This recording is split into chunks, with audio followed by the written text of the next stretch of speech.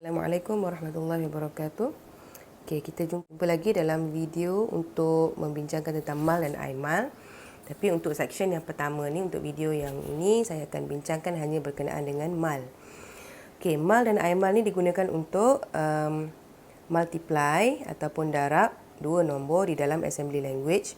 Yang mana mal digunakan untuk unsigned numbers. Aimal digunakan untuk signed numbers. Okey, so syarat-syaratnya lebih kurang sama je lah. Okey, cuma kita akan bincangkan mal dulu. Okey, syarat yang pertama dia kata source operand can be register or memory. So both kita boleh guna register or memory. And then number 2 affects all 4 flags yang kita belajar. Okey, sign flag, carry flag, overflow flag dan juga zero flag. Okey, semua flag tu akan affected. Dan untuk mal dia kata yang ni penting lah, maknanya untuk mal dan aimal, carry flag dan juga overflow flag yang akan dibincangkan secara sangat ketara lah. Okay, so untuk mal, carry flag dan overflow flag are set to 1 if the upper half of the multiplication is non-zero. Okay, dia kata mal, carry flag dan juga overflow akan jadi satu sekiranya upper half of multiplication is non-zero. Okay, kita akan tengok apa yang dimaksudkan dengan upper half. Okay, kita tengok satu contoh. Okay, contoh yang diberi ni ada dalam buku untuk program 7.1. Okay, sebelum kita pergi pada contoh ni, saya akan terangkan macam mana proses mal ni akan berlaku. Okay, kalau kita tengok, mal hanya ada satu operand. Okey, mal hanya ada satu operand. Okey, contoh kat sini dia buat mal BL. Okey, mal BL, BL hanya ada satu operand. Okey, apabila dia bagi contoh mal BL, apa yang akan terjadi? Dia nak darab dengan apa? Setiap kali ada 8 bit register. Okey, kita tengok kat sini BL adalah 8 bit register. Maka BL akan cari AL untuk dia darab. Okey, kalau kita buat mal DL contohnya. Okey, so DL akan cari AL untuk darab. Okey, ni untuk 8 bit Apabila 8 bit, mal dengan 8 bit, tak kiralah register ataupun memory, operand, maka dia akan cari AL untuk didarab. Ini program 7.1. Okey, dia buat move AL20, move BL3 dan dia buat mal BL. Ini bermaksud apa sahaja yang ada dalam BL iaitu 03, okey, akan didarabkan dengan apa yang ada dalam AL iaitu 14 heksadesimal.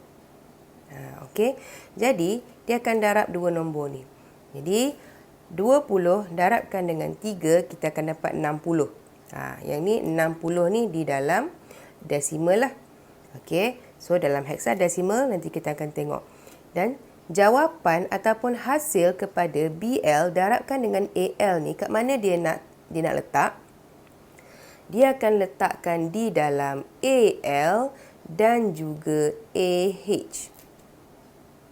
Okey, AL adalah yang dikenali sebagai lower half dan AH yang dikenali sebagai upper half. Okey, jadi sekarang ni dia akan simpan di dalam AL dan AH. Kenapa dia perlu simpan dalam AL dan AH? Okey, sebab apabila kita buat operasi darab, kemungkinan besar nombor tu akan menjadi lebih besar dan tak muat untuk kita simpan di dalam 8 bit register. Okey. Contohnya, kalaulah dia nak simpan di dalam AL sahaja. Okey. BL darabkan dengan AL, dia nak simpan dalam AL. Kalau jawapannya 8 bit, maka muatlah simpan dalam AL sahaja. Tetapi kalau kita kira dan kita dapati jawapannya memerlukan 16 bit, maka bit yang ke-9 dan seterusnya akan disimpan di dalam AH. Jadi tolong ingat baik-baik, apabila kita buat mal BL, yang mana BL ni adalah 8 bit, register, ataupun mal DL, mal CL, mal AH, boleh juga. Dia akan cari apa untuk didarab? Dia akan cari AL. Dia akan cari AL. So, BL akan darabkan dengan AL dan akan simpan resultnya di dalam AH dan AL. Default dia akan simpan dalam AL dulu. Lepas tu, kalau ada lebihan bit, maka dia akan simpan di dalam AH. Contoh, untuk 20 darab 3 sama dengan 60 desimal. 60 desimal bersamaan dengan 3C. 60 desimal bersamaan dengan 3C. Cuba perhatikan pada segmen ini pula. 3C disimpan di dalam AL. Jadi sekarang ni, apabila dia muat ataupun 3C ni muat untuk disimpan dalam 8 bit register, maka dia tak akan usik AH. Sebab dia dah muat dah untuk simpan di dalam 8 bit register. 3C hanya ada 2 nombor dalam hexadesimal. Jadi 2 nombor bermaksud 8 bit. So dia muat 8 bit sahaja. Tak perlu kepada bit yang ke-9 dan seterusnya. So syarat untuk mal ni tadi dia kata berkenaan dengan carry flag dan overflow. Dia kata carry flag dan overflow flag are set to 1 if the upper half of the multiplication is non-zero. Maknanya tak kosong lah. Jadi sekarang ni untuk contoh ini, kita dapat 3C. 3C hanya perlu diisi di dalam AL. Tak perlu kacau pun AH. Maka dalam AH adalah Z0. Perhatikan kepada carry flag dan juga overflow flag. Sama dengan kosong. Sebab apa dia jadi kosong, carry dan juga overflow? Sebab dalam AH adalah 0. Dia akan jadi 1 apabila dalam upper half adalah non-zero. So, itu contoh program 7.1. Kita beralih kepada contoh yang kedua, iaitu 7.2 di dalam buku. Contoh yang seterusnya adalah move AX 53, move BH 4. 53 ni adalah nombor hexadesimal. 53 tu adalah nombor hexadesimal. So bila dia masukkan AX 53 and then dia masukkan BH 4, dah settle, dah masuk BH, dah jadi 4. Kemudian dia buat mal BH. Sama je macam tadi. BL ke, BH ke, AH ke, CL ke, ataupun AL sendiri pun, apabila kita buat, bagi arahan kepadanya sebanyak 8 bit, mal BH. BH adalah 8 bit. Maka dia akan cari AL untuk didarab. Jadi dalam AL ada 53 desimal. So 53 desimal darabkan dengan 4 desimal bersamaan dengan 14C hexadesimal. 14C hexadesimal. Cuba perhatikan, malnya adalah 8 bit. Dia buat multiplication untuk 8 bit. Jadi, nombor yang menjadi result ni perlu disimpan di dalam AL dan juga AH. 4C akan disimpan dalam AL dan 1 akan disimpan di dalam AH. Kita tengok apa hasil dia bila kita dah buat mal BH. Ini adalah hasilnya. Kita boleh tengok AH bersamaan dengan 01 dan AL bersamaan dengan 4C. Jadi perhatikan pula carry flag dan juga overflow flag kat sini. Okey, upper half kepada register AL ataupun upper half untuk AX ini adalah non-zero. Tak kisahlah nombor apa-apa pun, tapi dia bukan kosong. Apabila bukan kosong, maka carry flag sama dengan 1, overflow flag sama dengan 1. Okey, so itu adalah contoh untuk mal. So kena ingatlah mal.